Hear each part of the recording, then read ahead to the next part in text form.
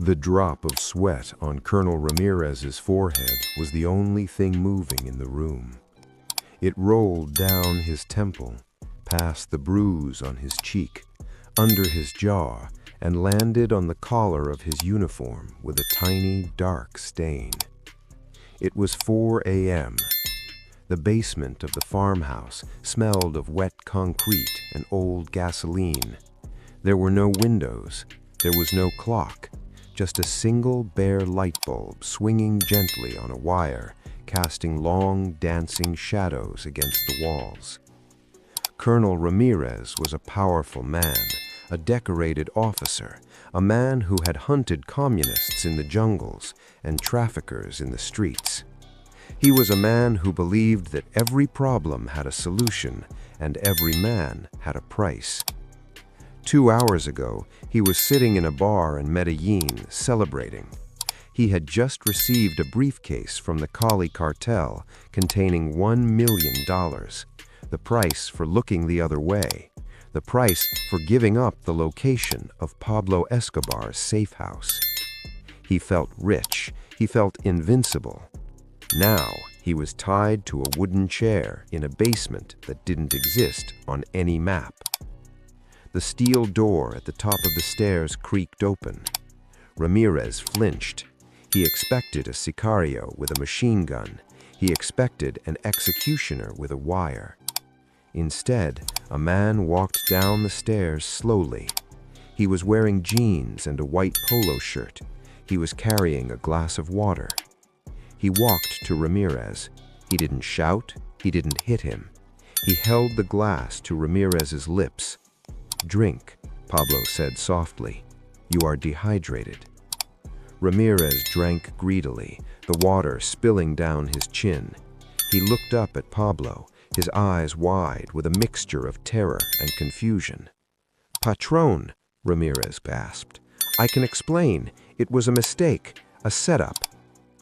Pablo pulled a chair over and sat down, knee to knee with the colonel.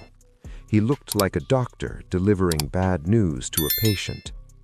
"It was not a mistake, Colonel," Pablo said, his voice calm, almost sympathetic. "It was a transaction." Pablo reached under his chair and pulled out a metal briefcase, the same briefcase Ramirez had received in the bar. He opened it. The stacks of cash, $1 million in crisp American bills, glowed under the light bulb. "This is a lot of money," Pablo said, running a finger over the bills.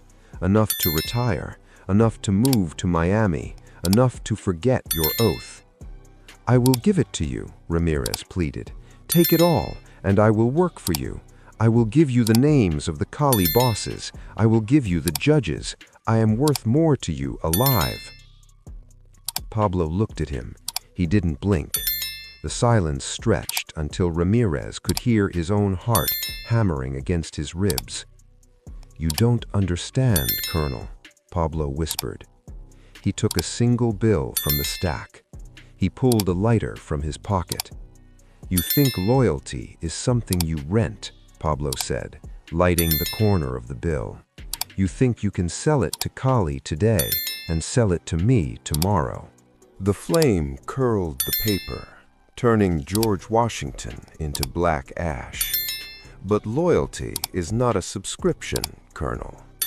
He dropped the burning bill into the briefcase. Ramirez screamed as the fire caught the other stacks. "No, what are you doing? That is $1 million." The flames roared up, reflecting in Pablo's dark eyes. The heat hit their faces. "I am showing you the value of your loyalty," Pablo said, his voice hard as stone. "It is paper. It burns. It is gone." He stood up, the fire crackling beside him. "You tried to sell me a commodity," Pablo said, looking down at the weeping officer. "But I only buy souls, and yours is already spent. If you're drawn to the untold stories of power, betrayal, and men who ruled through fear rather than noise, you're already in the right place. This is Escobar History Files. Subscribe and tell us in the comments where you're watching from and what time it is right now. The story of Colonel Ramirez is not just a story about a corrupt cop. It is a story about the fundamental misunderstanding that destroyed Pablo Escobar's enemies. They thought they were fighting a criminal. They thought they were fighting a businessman. In business, everything is negotiable.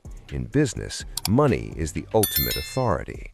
But Pablo Escobar was not running a business. He was running a religion. And in a religion, you do not buy salvation. You earn it through sacrifice. This is the untold history of how Pablo Escobar dismantled the entire concept of bribery and replaced it with a currency so terrifying that even the richest men in Colombia couldn't afford to pay it. To understand why the money burned, you have to understand the world of 1989. Colombia was drowning in cash. The cartels were making so much money they were burying it in the ground, rotting in basements, eaten by rats. Money had lost its meaning. A police captain made $200 a month. A cartel lookout made $2,000. The economic disparity was a weapon.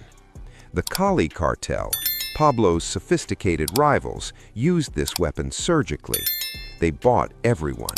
They bought the phone operators. They bought the airport security. They bought the colonels.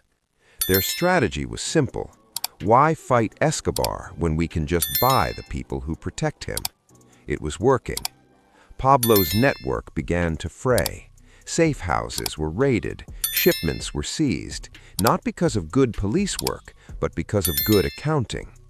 Colonel Ramirez was the crown jewel of this strategy. He was the head of the search block unit in Medellin. He was the man tasked with hunting Pablo.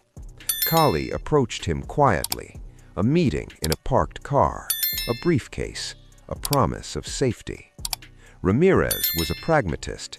He saw the writing on the wall. Pablo was on the run. Cali was on the rise. It was a smart investment to switch sides. He took the money. He gave them the location of El Osito, Pablo's brother. El Osito was arrested the next day. Cali celebrated. They toasted with champagne. They thought they had cracked the code.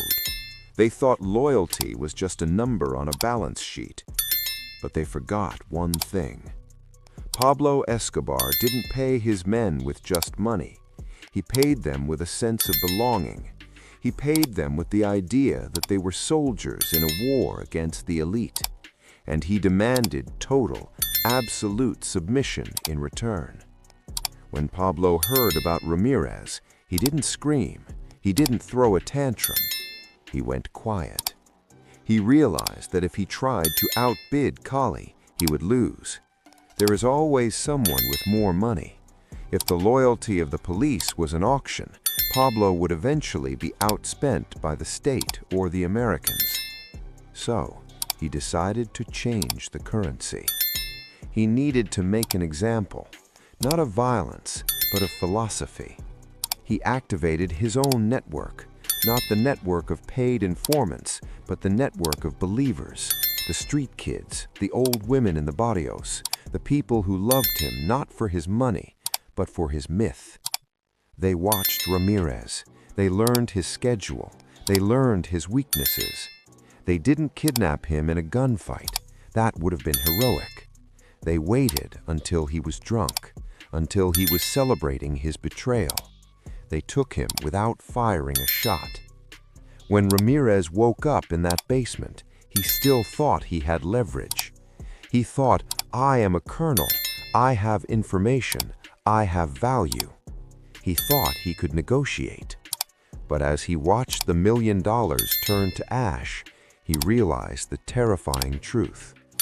Pablo didn't care about the money. He didn't care about the information. He cared about the principle. Plata or plomo, Pablo had famously said. Silver or lead. Ramirez had chosen the silver. But Pablo was rewriting the rule. If you take the silver from my enemy, you don't just get the lead. You get the fire. The execution of Colonel Ramirez was never officially reported as a cartel hit. His body was found in a burned-out car on the highway. The police report said accident. But every police officer in Medellin knew.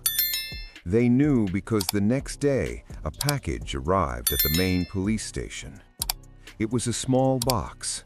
Inside was a pile of ash and a single, unburned police badge. The message rippled through the force like an electric shock. You can take their money, but you cannot keep it. Suddenly, the Cali cartel's strategy collapsed. They would approach a captain with a suitcase of cash. The captain would look at the money, and then he would remember the ash. He would remember Ramirez. "No," the captain would say, "I cannot help you." "But it is 2 million, the Cali man would insist. "It doesn't matter," the captain would reply. "Money I can spend, but I cannot spend it if I am dead." Pablo had inflated the cost of betrayal to infinity. He had created a market where no amount of dollars could buy safety. For the next 2 years, the police were paralyzed. They were terrified to take money from Cali and terrified to hunt Pablo. They were stuck in the middle, frozen by a fear that was stronger than greed. But this victory came at a terrible cost for Pablo. By destroying the concept of negotiable loyalty, he isolated himself. He surrounded himself only with fanatics, men who were too young or too crazy to care about money. The sicarios from the communes. These men were loyal, yes, but they were undisciplined. They were violent. They didn't understand strategy. They brought chaos to the streets, the car bombs, the indiscriminate killing. The professional criminals, the lawyers, the accountants, the corrupt politicians began to distance themselves. They realized that Pablo was no longer playing the game of organized crime. He was playing a game of total war. And in total war, everyone loses. As the smoke cleared in that basement, Pablo stood over the ashes. The room was hot. The smell of burnt paper and fear was choking. He didn't look like a winner. He looked like a man who was running out of options. He had proven his point. He had shown that money couldn't buy loyalty. But he had also shown the world that he was willing to burn his own kingdom to the ground just to rule over the ashes. The tragedy of Pablo Escobar is not that he lost his money. It is that he realized too late that money was the only thing that kept the world civilized.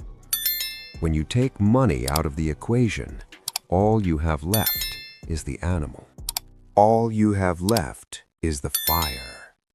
Years later, when Pablo was alone on that rooftop with no shoes and a beard full of lice, he allegedly had millions of dollars hidden in the walls of the house. But he couldn't use it. He couldn't buy a phone call. He couldn't buy a glass of milk. He couldn't buy a safe passage. The currency he had created, the currency of pure fear, had finally devalued. The police who surrounded the house weren't thinking about bribes. They weren't thinking about retirement. They were thinking about Ramirez. They were thinking about the ash. And they were thinking that finally the debt was about to be paid. This is Escobar History Files. Subscribe for the stories history tried to bury.